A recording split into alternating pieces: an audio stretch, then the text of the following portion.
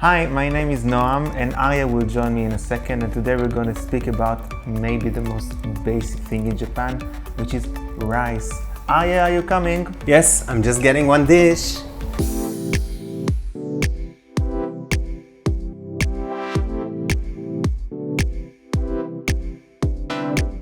Okay, so today we prepared two dishes involved, of course, with rice, as I said, but from a different point of view, from our point of view, coming from Israel. Arya now is bringing the stuffed cabbage. And also kind of different point of view because, we made two dishes. It's hot. Yeah. One is with rice inside and one is with rice outside.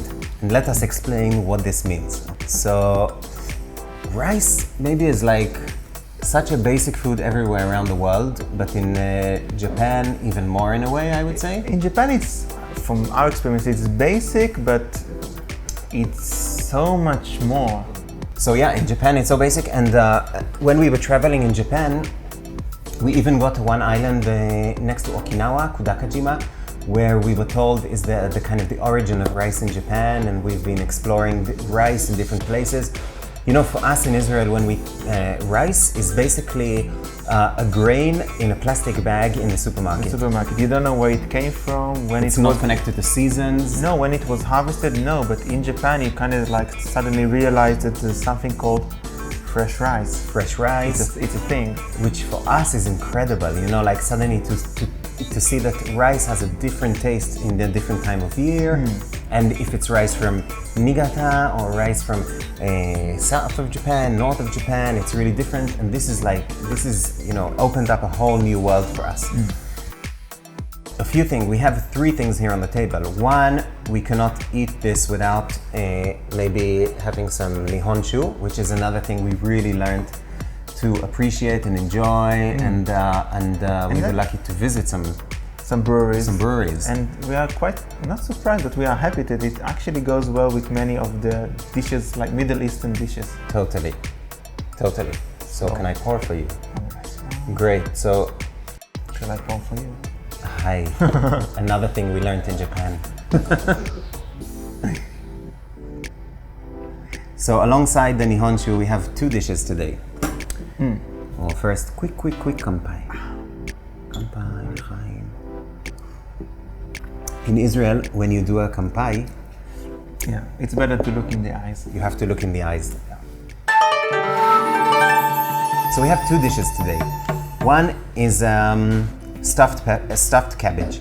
So stuffed cabbage with rice, Japanese rice, is something that appears, I would say, in many different communities around Israel. So people who came from Romania, people who came from Poland, people who came from more kind of the Arab countries. Each one has their version of stuffed cabbage. Yeah, actually, my grandparents came from Hungary, and she used to make it. And as a kid, I didn't really like it. I must admit. But as I grow up, I'm kind of going back to this kind of taste and dishes, and suddenly it tastes very good to me. So another thing which is very interesting, that stuffed leaves is another very common thing in the region where we come from. So stuffed vine leaf, stuffed beetroot leaves. Basically, we can stuff anything, and we love to stuff everything. And normally it's very, very delicious. So today we made stuffed cabbage with some Japanese rice. In the rice we just squeezed a bit of tomato, put a bit of herbs. You can do, you know, fresh mint is great to put in. You can do it with meat. Was the rice cooked before? No, it wasn't cooked. So the rice wasn't cooked before? You just soak it in water for like 1 hour and then mix it with the herb and tomato, and then you fill it up and it cooks in the oven afterwards. Just before, I can say that we use this dish. As you've seen, we love Japanese ceramics. This is another Japanese ceramic artist that we really love. He's based near Kyoto and he's making earthenware. So this can be on the gas. We first boiled it and then put it straight into the oven. and it kind of cooked in its own, we of course added some liquid, but it cooked in its own liquids for about an hour and a half. Something like this. And yeah, let's taste and see how it came out.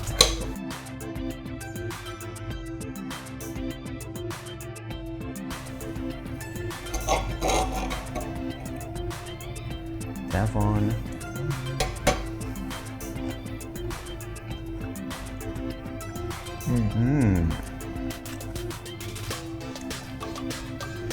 This is like really childhood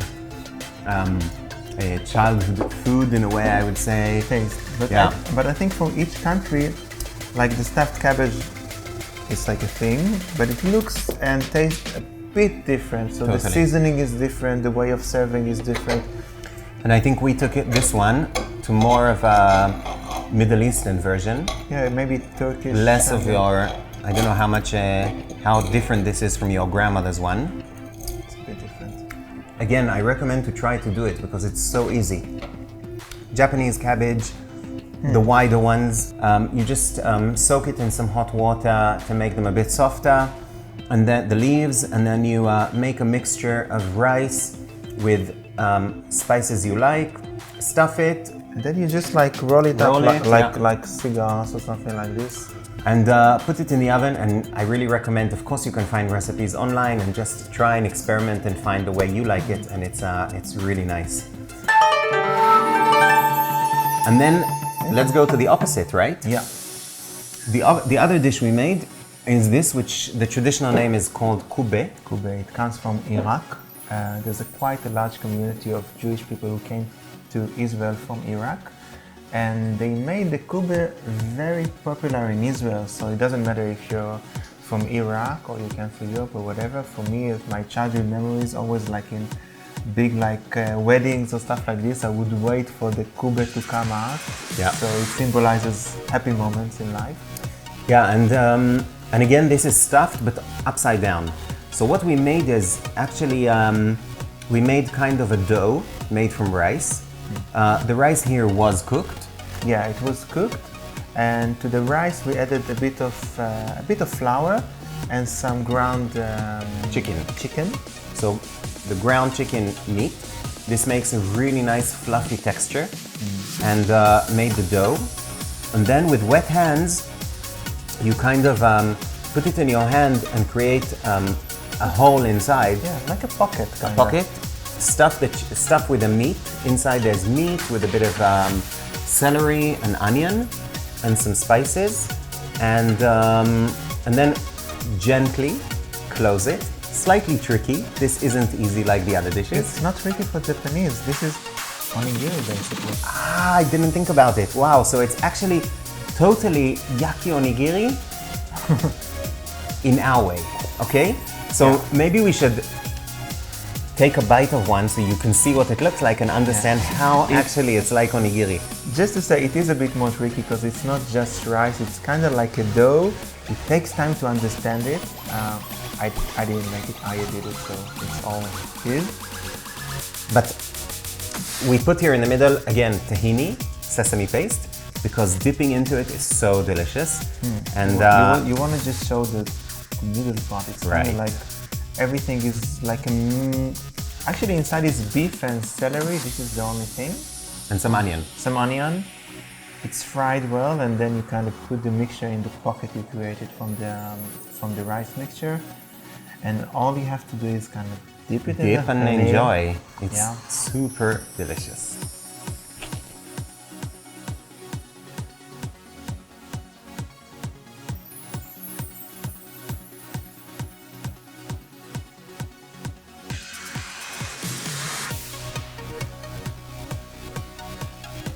I love this. It's so good, and it's really like,